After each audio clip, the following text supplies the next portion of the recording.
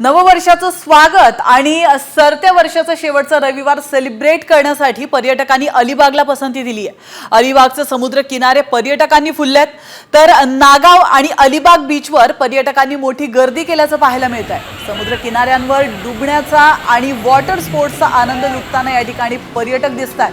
पर्यटकांमध्ये मोठ्या प्रमाणावर मुंबई आणि पुणेकरांचा समावेश आहे। आपण या दृश्यांच्या माध्यमातून पाहू शकतो, सरत्या वर्षाच्या निमित्ताने अनेक पर्यटक या पर्यटन स्थळांवरती जमा झालेले आहे आणि वॉटर स्पोर्ट्सचा आनंद घेताना देखील पाहायला मिळतात। अलिबागची ही दृश्य आपण पाहतोय।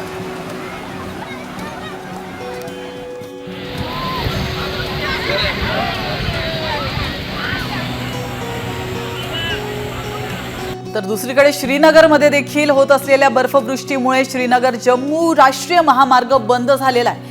जम्मू काश्मीरला उर्वरित देशासोबत जोडणारा हा एकमेव मार्ग आहे, मात्र बर्फवृष्टीमुळे तो बंद करण्यात आलाय। महामार्गावर अनेक वाहनं अडकली आहेत, त्यामुळे वाहतूक सुद्धा विस्कळीत झाल्याचे चित्र पाहायला मिळत आहे। बर्फवृष्टीत 2000पेक्षा जास्त लोक अडकली आहेत। बर्फवृष्टीमुळे अडकलेल्या लोकांना मदत करण्याचे आदेश जम्मू काश्मीरचे मुख्यमंत्री ओमर अब्दुल्ला यांनी दिलेत। आपण पाहतोय, श्रीनगर शहरातील काही भाग वगळता वीज पुरवठाही पूर्णपणे खंडित करण्यात आला।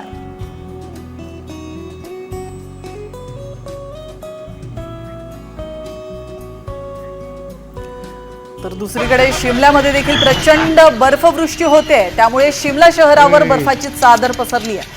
शिमल्यामध्ये रस्ते निसरडे झाल्याने गाड्यांचे अपघात वाढलेत। गाड्या बर्फावरून घसरतायत। जीव वाचवण्यासाठी अगदी चालत्या गाडीतून चालकाला उडी मारावी लागते। अगदी प्रवासी बस सुद्धा घसरताना आपण या दृश्यांच्या माध्यमातून पाहू शकतो। व्हिडिओ सुद्धा समोर आलेले आहेत आणि अनेक रस्ते बर्फाने झाकले गेल्याने शिमल्यामध्ये वाहनांची वाहतूक सुद्धा ठप्प झाली आहे। स्थानिक प्रशासनाने पर्यटकांना सावधानतेचा इशारा दिलाय। बर्फवृष्टीमुळे अटल बोगदा अजूनही बंदच आहे, तर पर्यटकांना फक्त सोलन नाला इथपर्यंतच जाण्याची परवानगी। काश्मीर खोऱ्यामध्ये अधिकांश भागामध्ये बर्फवृष्टीमुळे जनजीवन विस्कळीत झाल्याचं आपण या दृश्यांच्या माध्यमातून पाहू शकतो। तर हिमवृष्टीमुळे विमान आणि रेल्वे सेवा सुद्धा शनिवारपर्यंत ठप्प झाली होती। बर्फवृष्टी प्रचंड असल्याने जम्मू आणि श्रीनगर महामार्ग सुद्धा बंद झाला होता। श्रीनगर आणि सोनमर्गमध्ये प्रत्येकी 8 इंच बर्फवृष्टी झाली आहे, तर श्रीनगर लेह राष्ट्रीय महामार्गावरील जोजिलामध्ये 15 इंच आणि अनंतनाग जिल्ह्यातल्या मैदानी भागामध्ये 17 इंच हिमवृष्टी झाल्याची नोंद करण्यात आली।